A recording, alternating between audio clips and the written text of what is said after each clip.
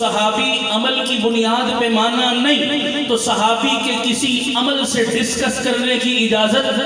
اگر صحابی کو صحابی مانتے اس کی نماز کی بنیاد پر تو صحابہ کی نماز زیر بحث لاتے. اگر صحابی کو صحابی مانتے اس کے روزے حج زکوٰۃ کی بنیاد پر تو صحابی کا روزہ حج زکوٰۃ زیر بحث لاتے. اگر صحابی کو صحابی مانتے اس کی خلافت حکومت اور سیاست کی بنیاد پر تو پھر صحابی کی خلافت حکومت اور سیاست سے کیا کرتے؟ بحث کرتے. لیکن ان میں سے کوئی چیز بھی معیار اور بنیاد نہ بنی. تو جب صحابی کے صحابی ماننے کی بنیاد عمل نہیں تو صحابی کے کسی عمل پر قیامت تک کسی انسان کو بحث کرنے اور انگلی اٹھانے کی اجازت نہیں. عظمت صحابہ کے عنوان سے آج کا پروگرام معنون ہے.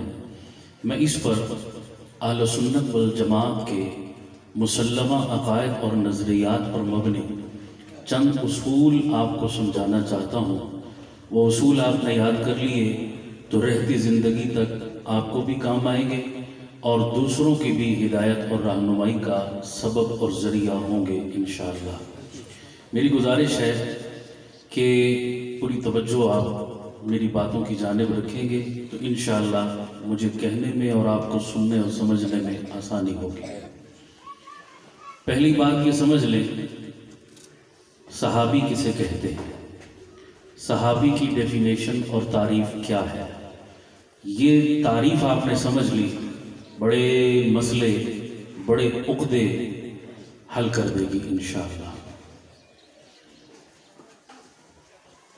صحابی کی آسان تعریف یہ ہے جس نے ایمان کی حالت میں جناب نبی کریم صلی اللہ علیہ وسلم کی صحبت پائی، ان کے قدموں میں بیٹھا اور اسی حال میں اسے موت آئی. اسے کیا کہتے ہیں؟ اونچی بولو سارے. یاد رکھیے نبی کو دیکھنا شرط نہیں کیونکہ نابینا بھی حضور کے کیا تھے؟ صحابی. انہوں نے حضور کو دیکھا نہیں مگر انہیں بھی صحابی کہتے ہیں. ایمان کی حالت میں جس نے نبی کے قدموں میں کچھ لمحے گزار لیے اور ایمان کی حالت میں دنیا سے چلا گیا اسے کیا کہیں گے؟ صحابی کہیں گے. اب غور کرنا میری اگلی بات پر. ایک شخص مثال کے طور پر دن کے 10 بجے حضور کی خدمت میں حاضر ہوا، کلمہ پڑھا، حضور کی صحبت اٹھائی اور 11 بجے انتقال کر گیا، فوت ہو گیا.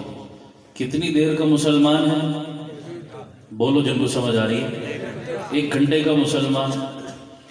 میں آپ سے پوچھتا ہوں بتائیے یہ 1 گھنٹے بعد جو فوت ہوا شخص مرنے کے بعد کہاں گیا؟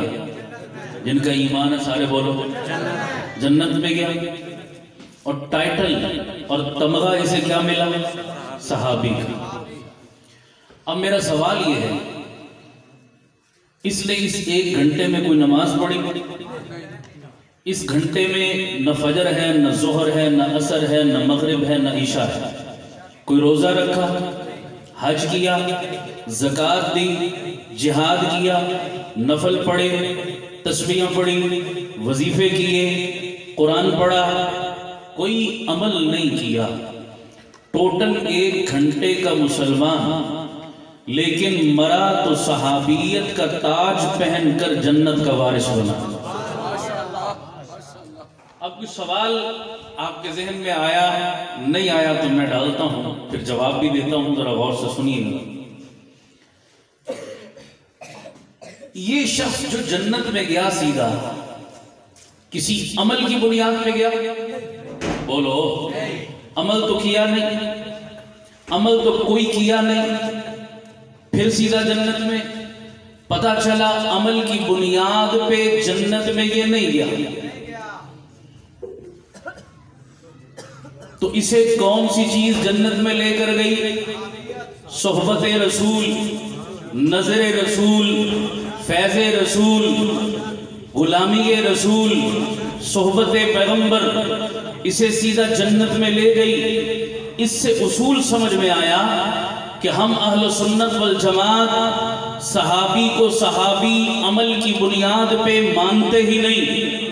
توجہ رکھنا، ہم اہل سنت والجماعت صحابی کو صحابی عمل کی بنیاد پہ، اس کا مطلب یہ نہیں کہ صحابی عمل کرتا نہیں، صحابی عمل کرتا ہے، 100% کرتا ہے، مگر ہم نے صحابی کو صحابی نماز روزے کی بنیاد پہ مانا نہیں. اگر نماز روزے کی بنیاد پہ کوئی شخص صحابی بنتا تو شیخ عبد القادر جیلانی صحابی ہوتے. اگر اللہ اللہ کی ضربیں لگا کر کوئی صحابی بنتا تو جنید و بایزید صحابی ہوتے. اگر علم کی سیڑھیاں اور درجے طے کر کے کوئی صحابی بنتا تو امام ابو حنیفہ صحابی ہوتے. ان کے علم میں، زہد میں، ورع میں، تقوی میں، للہیت میں، نماز روزے میں کوئی شک شبہ نہیں، مگر تمام تر عبادتوں کے باوجود یہ صحابیت کا درجہ نہ پا سکے، اس لیے کہ انہیں صحبت پیغمبر نہ ملی، پیغمبر کے قدموں میں بیٹھنا نصیب نہ ہوا. اور صحابی نے پیغمبر کے قدموں میں بیٹھ کر یہ شرف پایا تو وہ صحابی بنے.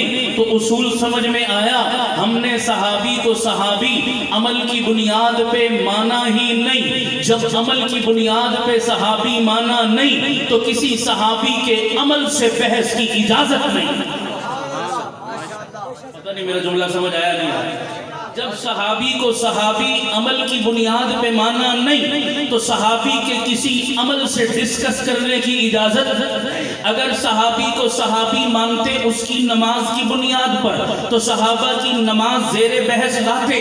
اگر صحابی کو صحابی مانتے اس کے روزے حج زکوٰۃ کی بنیاد پر تو صحابی کا روزہ حج زکوٰۃ زیر بحث لاتے. اگر صحابی کو صحابی مانتے اس کی خلافت، حکومت اور سیاست کی بنیاد پر تو پھر صحابی کی خلافت، حکومت اور سیاست سے کیا کرتے؟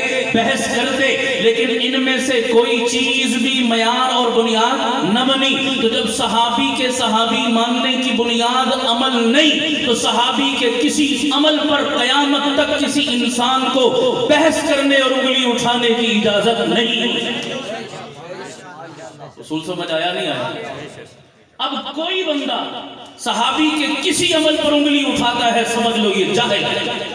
دو ہی بنیادیں، یا تعصب میں، ضد اور دشمنی میں انگلی اٹھائے گا، اور یا کیوں اٹھائے گا؟